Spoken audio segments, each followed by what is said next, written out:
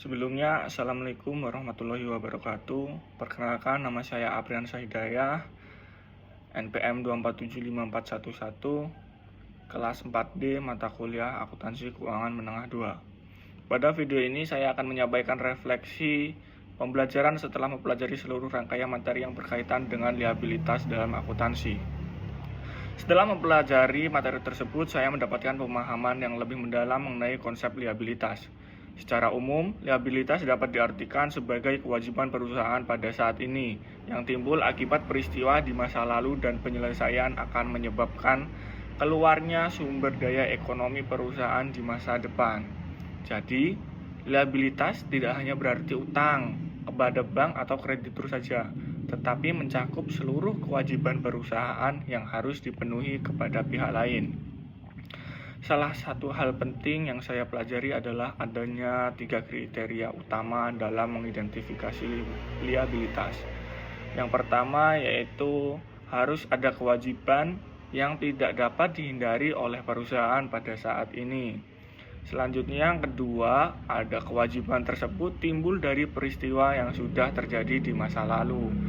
Dan yang ketiga, yaitu penyelesaian akan menyebabkan arus keluar sumber daya perusahaan baik dalam bentuk kas, barang, maupun jasa. Dalam memahami kriteria tersebut, saya menjadi lebih memahami bagaimana cara menentukan apakah suatu transaksi dapat dikategorikan sebagai liabilitas atau tidak. Selain itu, dari materi ini saya juga memahami bahwa liabilitas dapat muncul dalam berbagai bentuk dalam kegiatan bisnis.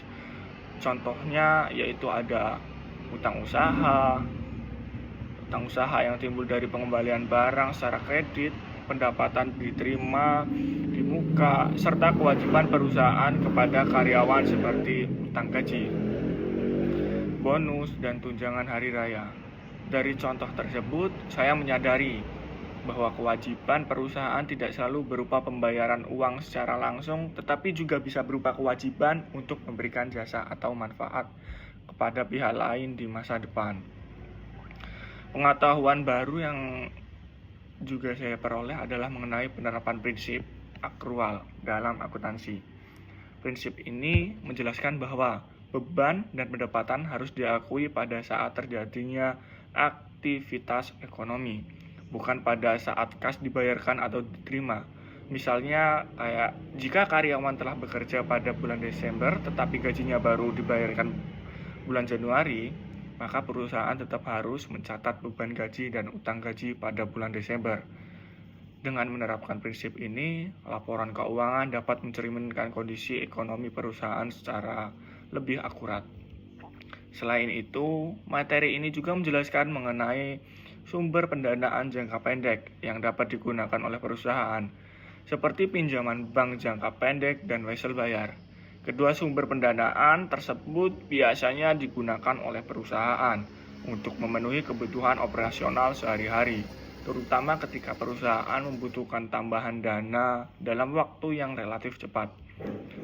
Namun, di sisi lain, penggunaan utang tersebut juga menimbulkan kewajiban bagi perusahaan, seperti kewajiban untuk membayar pokok pinjaman dan bunga yang dapat mempengaruhi tingkat keuntungan perusahaan. Hal lain yang saya pelajari dari materi ini adalah bahwa liabilitas juga dapat digunakan sebagai indikator untuk menilai kesehatan keuangan perusahaan. Dengan menganalisis liabilitas, kita dapat melihat seberapa besar ketergantungan perusahaan terhadap utang serta kemampuan perusahaan dalam memenuhi kewajiban jangka pendek maupun jangka panjangnya. Oleh karena itu, pemahaman mengenai liabilitas sangat penting tidak hanya bagi akuntan, tetapi juga bagi investor, kreditur, dan pihak manajemen dalam mengambil keputusan ekonomi. Jika dikaitkan dengan pengalaman belajar saya sebelumnya, materi ini sangat berkaitan dengan mata kuliah akuntansi keuangan dan analisis laporan keuangan yang telah saya pelajari. Sebelumnya, saya telah mengetahui bahwa laporan keuangan terdiri dari aset, liabilitas, dan ekuitas. Namun melalui materi ini pemahaman saya mengenai liabilitas menjadi lebih mendalam, terutama terkait dengan bagaimana kewajiban tersebut diakui, diukur, serta diklasifikasi menjadi liabilitas jangka pendek dan liabilitas jangka panjang. Dari sudut pandang kritis, menurut saya materi pembelajaran ini sudah disampaikan dengan cukup jelas dan sistematis karena dimulai dari konsep dasar, kemudian dilanjutkan dengan contoh-contoh kasus yang berkaitan dengan bisnis. Hal ini sangat membantu dalam memahami hubungan antara teori akuntansi dengan penerapannya dalam dunia nyata. Namun demikian, menurut saya proses pembelajaran akan menjadi lebih efektif jika disertai dengan lebih banyak latihan praktik, seperti contoh perhitungan atau simulasi pencatatan jurnal secara langsung. Dengan adanya latihan tersebut, mahasiswa dapat memahami penerapan konsep akuntansi secara lebih konkret dan tidak hanya memahami teorinya saja. Secara keseluruhan, materi mengenai liabilitas memberikan pemahaman yang sangat penting dalam mempelajari akuntansi keuangan.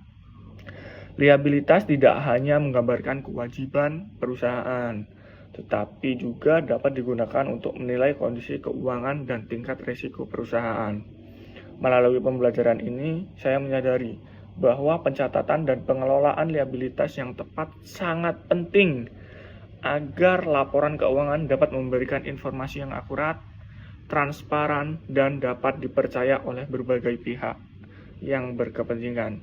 Demikian refleksi pembelajaran yang dapat saya sampaikan. Bila ada salah kata, saya mohon maaf. Kepada Allah saya mohon ampun. Sekian dari saya akhiri. Wabillahi taufiq wal hidayah. Wassalamualaikum warahmatullahi wabarakatuh.